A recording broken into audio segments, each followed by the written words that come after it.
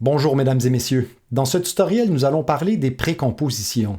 J'ai déjà mentionné les précompositions dans des tutoriels précédents, mais dans celui-ci, il s'agit vraiment du sujet principal.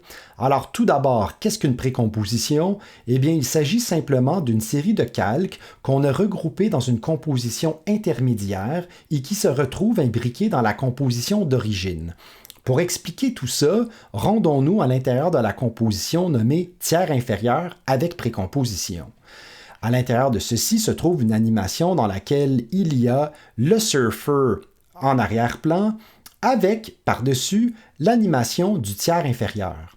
Cette animation de tiers inférieur se trouve bel et bien à l'intérieur d'une précomposition puisque le calque a cette icône-ci. Si je double-clique sur ma précomposition, on peut voir tous les calques et leurs images clés qui ont servi à créer l'animation du tiers inférieur. OK, maintenant, pourquoi vouloir créer des précompositions? Une des raisons, c'est pour alléger la fenêtre de montage. Par exemple, ici, dans ma composition tiers inférieur avec précomposition, on peut voir qu'effectivement, je n'ai que 2 calques. Tandis que dans la composition nommée tiers inférieur sans précomposition, tous les calques, il s'agit ici d'exactement la même animation, mais tous les calques qui ont servi à l'animation finale se trouvent tout en même temps dans la même composition. Vous allez me dire maintenant que c'est pas si pire, puis vous avez raison. Mais il s'agit ici d'une animation fort simple. Dans une animation plus complexe, vous pourriez avoir un minimum, le quadruple de calques de ce qu'on voit ici. Puis 30 calques là, avec des changements de propriété partout, ça fait long à scroller ici. Donc plus on est propre, plus notre flux de travail est rapide. All right. Non seulement on peut donc, la précomposition nous aide à alléger ce qui se trouve à l'intérieur de notre composition principale, mais la précomposition nous permet également d'appliquer des transformations, des effets et des masques à un groupe de calques. Par exemple, si je retourne dans ma composition nommée avec précomposition, on voit que à la fin, mon tiers inférieur disparaît grâce à l'animation d'un masque que j'ai intégré à l'intérieur de ma précomposition. On voit ici masque et ce masque-ci se déplace tout simplement de la gauche vers la droite. Sans précomposition, donc je me rends dans sans précomposition, pour pouvoir avoir le même résultat, j'ai dû appliquer un changement de propriété au rectangle turquoise, au masque de Duke et au masque de Surfer. Et j'ai dû synchroniser le tout pour que ça fonctionne en même temps. Je me suis donc ramassé ici à faire le triple du travail quand j'aurais pu seulement le faire une fois. Voyez bien ici, le masque donc de Surfer se transforme en même temps que le bloc turquoise, en même temps que le masque de Duke. Et finalement, le rectangle, lui, avec son échelle, se transforme. Donc, ces 3 éléments-là ont dû subir une transformation quand, on aurait pu seulement le faire à un groupe de calques en même temps une seule fois. Donc, vous voyez que les précompositions nous aident beaucoup à sauver beaucoup de temps à plusieurs égards. Pour bien comprendre comment créer des compositions, je vous invite donc maintenant à vous rendre à l'intérieur de la composition nommée tiers inférieur à faire. Ici, nous avons le début de l'animation telle qu'on la connaît. Avant de créer des précompositions, il est fortement recommandé d'amener le début de chaque calque qui sera dans une précomposition au point de départ de son apparition. Bon, qu'est-ce que je veux dire par là? Regardez bien. Le rectangle turquoise, on le voit apparaître seulement à partir d'ici, à partir du 8e frame. Le mot, en fait, le nom, Duke, commence son animation à partir du 16e frame, ainsi que Surfer professionnel, qui commence à partir du 16e frame également. Alors, pour faire des précompositions, il est très important de faire en sorte que le début de chaque calque, et là, pour pouvoir aller plus vite, moi, ce que je fais, c'est que je fais Alt, U, accent grave. Ça, là, c'est dans vos raccourcis clavier dans le document que je vous ai donné. Hein, si vous mettez là, votre curseur de temps à un endroit précis, puis que vous avez un calque sélectionné, ben Alt, U, accent vous permet de faire ceci plus rapidement. OK. Donc là, ici, oups. Ouais, donc là, ici, j'ai chacun de mes calques. Chacun de mes calques, donc le point de départ de chacun de mes calques est là où il apparaît. C'est simplement logique. Pourquoi que mon rectangle turquoise commencerait au début de ma ligne de temps s'il n'apparaît qu'à partir du 8e frame? OK, donc on s'arrange pour que chacun de nos calques commence exactement à l'endroit où il apparaît. Ensuite de ça, on sélectionne chacun des calques qui seront par la suite une précomposition et on fait clic droit, précomposition. Maintenant, très important de cliquer sur transférer tous les attributs dans une nouvelle composition et de cliquer sur régler la durée d'une composition en fonction de la durée des calques sélectionnés. Vous allez voir qu'est-ce que ça donne. OK. Vous voyez maintenant, ma précomposition commence bel et bien au 8e frame. Là où, là je vais faire un commande Z, là où mes éléments apparaissent réellement à l'intérieur de mon animation principale. OK. Donc, je vais refaire ma précomposition. OK. Donc, c'est ça que ça veut dire. Transférer tous les attributs et régler la durée de la composition en fonction de la durée des calques, c'est ça que ça veut dire. Là, présentement, j'ai un témoin là, visuel très rapide de où commence l'animation de ma précomposition. Et lorsque je double-clique sur ma précomposition, eh bien, voilà, ma composition, les éléments qui sont à l'intérieur de ma précomposition, ben, commencent leur animation dès le départ. Là, maintenant, ce que je vais faire, je vais recommencer tout ça de la manière qu'il ne faut pas faire, juste pour que vous voyez la différence. Donc, je vais me rendre dans Fichier, version précédente, OK? Et là, regardez bien, vous voyez là, chacun de mes calques qui vont se transformer en précomposition commence au début de la ligne de temps.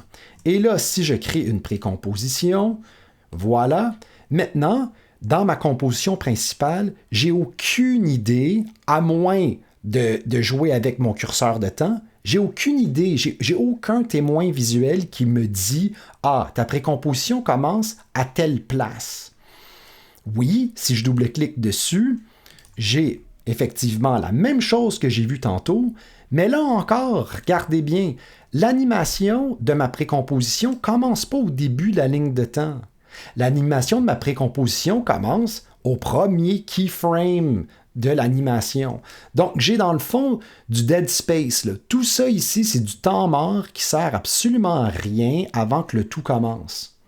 Idéalement, on devrait faire la même chose par rapport à la fin de la précomposition, mais ça, on va voir ça un petit peu plus tard. Puis on va régler ça autrement. OK, donc je recommence encore une fois, version précédente, OK. Je m'arrange pour que chacun de mes calques commence là où il devrait commencer. Je sélectionne le tout, précomposition, je clique le tout convenablement. Puis là, maintenant, je vais l'appeler... là, il faut toujours bien nommer nos trucs. Hein? Donc, animation tiers inférieur. All right, excellent. Alors maintenant, j'ai une précomposition qui s'appelle animation tiers inférieur. Excellent.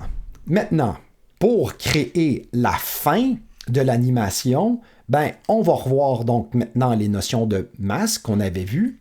Si je sélectionne au préalable ma précomposition et que je dessine un rectangle.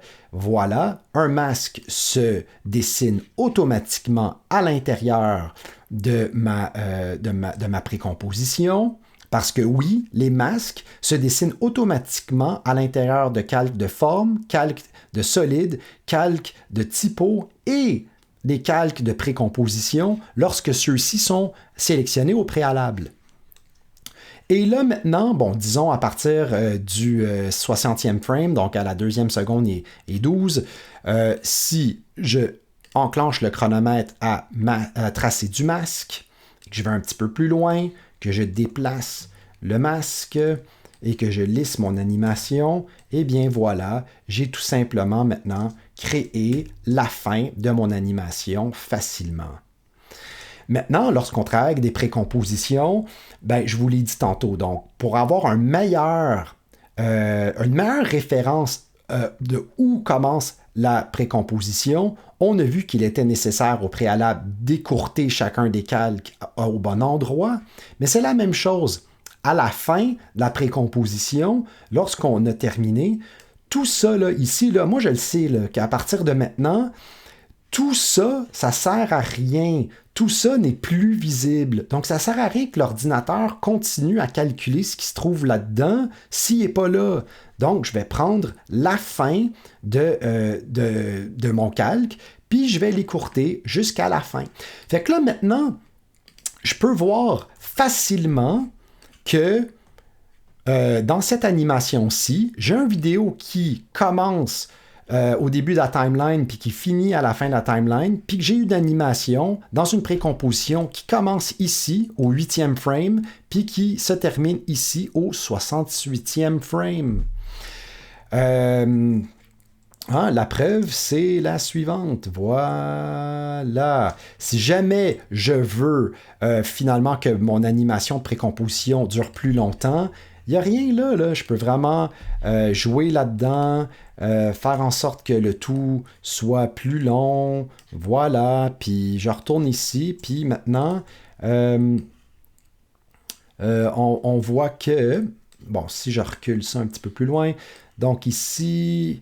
Bon, regarde, à partir de là, j'aimerais avoir ma disparition. Donc, voilà. Vous voyez, c'est aussi simple que ça.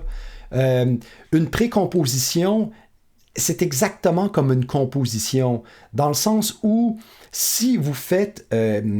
si vous double-cliquez dans la précomposition, ben, vous vous retrouvez maintenant dans une composition. Et si vous faites commande K... ben, vous pouvez régler toutes sortes de choses là-dedans aussi. Par exemple, si vous voulez que votre précomposition dure 8 secondes, mais mettez 8 secondes ici. Puis finalement, maintenant, comme on peut voir, la précomposition, maintenant, dure 8 secondes. Ce qui veut dire que maintenant, à l'intérieur de ma composition finale, ben, si je veux qu'elle dure 8 secondes, je n'ai qu'à indiquer 8 ici et ma précomposition, effectivement, maintenant, elle atteint le 8 secondes. Si, par contre, dans ma composition finale, j'indique, je ne sais pas moi, 10 secondes, puis que ma précomposition, elle, ma précomposition, elle, dure le 8 secondes, dites-vous que on ne peut pas y tirer davantage. Par exemple, si je me dessine une forme, cette forme-ci, c'est un truc vectoriel. Fait que je peux lui donner la fin puis un début comme ça me tente. Mais une précomposition, c'est une composition avec des paramètres spécifiques, là. Donc, si je veux que ma précomposition atteigne le 10 secondes, je ne peux pas la pousser. Je peux la couper. Mais je ne peux pas, ici, dans ma composition principale, ajouter du temps. Il faut le faire à l'intérieur de la précomposition. Et ici, lui donner, par exemple, 10 secondes. Et là, maintenant, dans ma composition ici, je peux l'étirer jusqu'à 10 secondes. OK. Maintenant,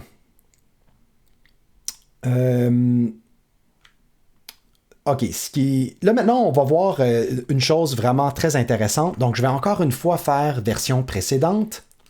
Et ici, je vais vous montrer comment travailler avec une composition et une précomposition côte à côte. Parce que ça arrive souvent qu'on veut voir live ce qu'on fait dans une précomposition, c'est quoi les répercussions que ça a sur notre composition. OK, bon, par exemple ici, je me rends dans tiers inférieur avec précomposition.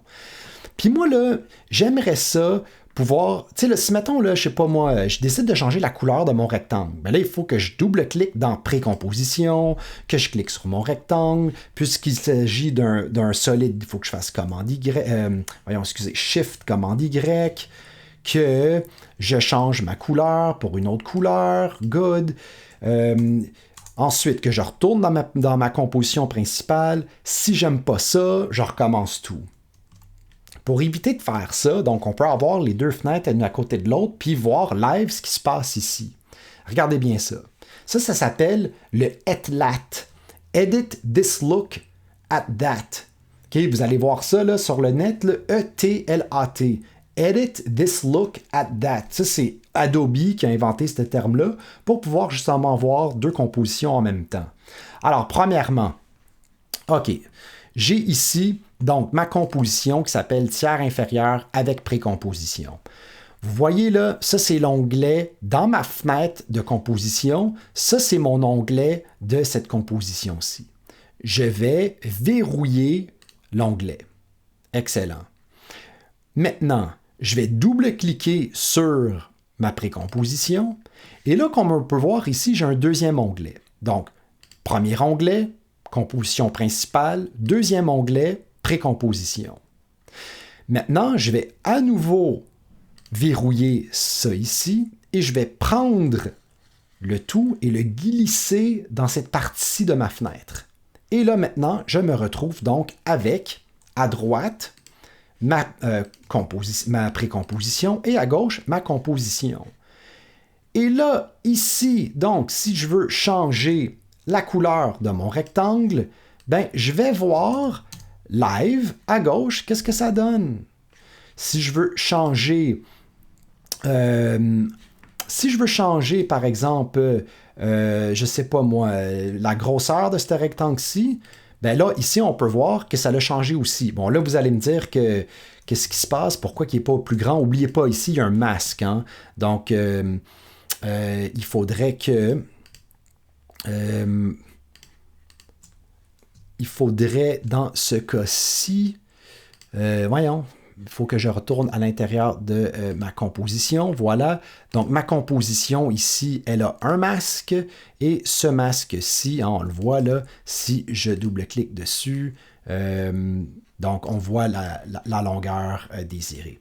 Donc, tout ça pour dire que travailler de la sorte, c'est quelque chose que vous pourriez peut-être faire si vous le voulez. C'est cool parce qu'on peut voir live ce qui se passe. Et si vous pèsez sur le bouton ici, toujours prévisualiser cette vue, ben, ce qui va arriver, c'est que si, mettons, vous travaillez dans, dans la précomposition, ici, puis que vous changez des trucs, ben, quand vous allez peser sur Play, c'est tout le temps ça ici qui va jouer et non pas ça. Donc, vous pouvez faire un changement ici, puis avec Play, voir live, qu'est-ce que ça donne ici. Bon, dans ce cas-ci, ça donne quelque chose d'extrêmement laid, mais vous voyez qu'est-ce que je veux dire. All right. Maintenant, j'aimerais ça qu'on aille voir des projets de professionnels. Pour vous montrer que ça ne vient pas de nulle part, tout ça, si je vais voir des projets de professionnels, on va en voir quelques-uns. Donc ici, je vais faire mute. Hi, I'm Ben Marriott. I make weekly motion. Alright, donc ici, Ben Marriott, que j'adore, vous devriez regarder ses tutoriels, ils sont vraiment excellents. D'ailleurs, regarde, vous voyez ici là, à quel point c'est clean. Début, fin, début, fin, début, fin. Okay? N'importe où est-ce que je vais aller à l'intérieur de son projet, là, on voit tout le temps ses précompositions, puis ses formes, puis ses solides, whatever, tout le temps. Commencer où est-ce qu'il commence, puis finir où est-ce qu'il finisse. Si, mettons, je m'en vais en voir un autre ici. Je vais me rendre un petit peu plus loin. Ici, par exemple. Aïe, aïe. on peut voir encore ici une fois, ça commence, ça finit aux bonnes places. Même chose ici, début, fin, début, fin, début, fin. Ici, on le voit très bien, début, fin, OK? Donc, c'est très important de travailler proprement. On le voit là, tous ces calques sont bien nommés, toutes ces compositions sont bien nommées, etc. C'est comme ça qu'il faut travailler. Si on va voir les exemples je vais vous montrer maintenant des exemples pour votre exercice, OK? Donc, si je clique avec sans précomposition ici, ça vous montre un exemple de la... bon, je vais fermer ça ici. Ça vous montre un exemple de l'exercice que vous devez faire sans précomposition.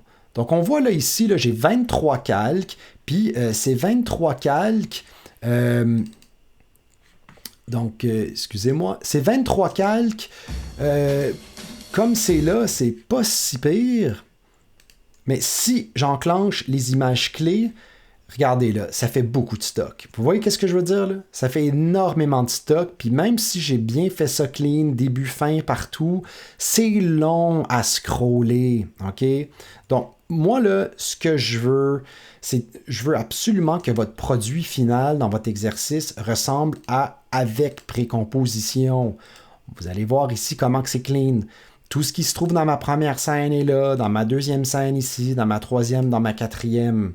Puis si je double-clique sur une de ces scènes, on voit que le début est au début, puis la fin est à la fin. Okay? Il n'y a pas de temps mort, ni au début, ni à la fin, puis tout est beau, tout est propre, puis tout fonctionne bien.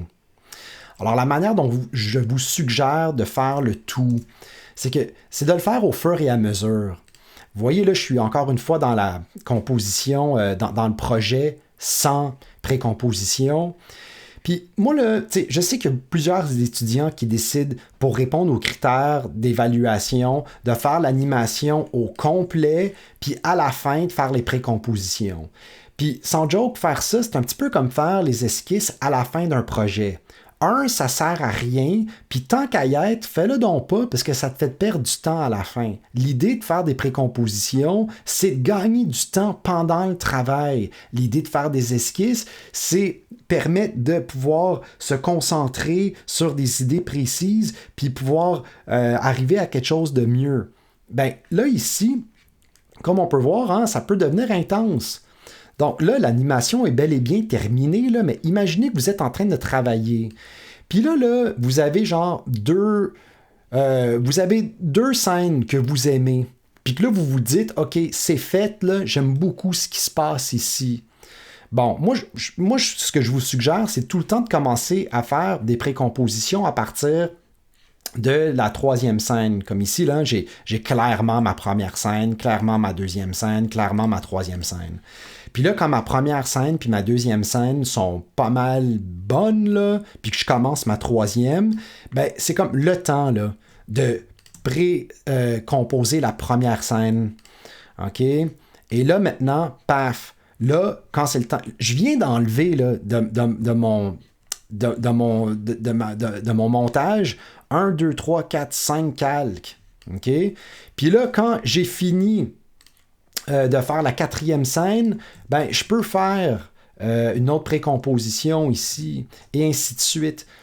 Donc, le but de ça, c'est de pouvoir, comme j'ai dit, voir facilement où se trouve le début et la fin de chacune des précompositions, de pouvoir travailler proprement dans un environnement où il n'y a pas trop de choses en même temps, et de le faire au fur et à mesure, pas tout à la fin en même temps.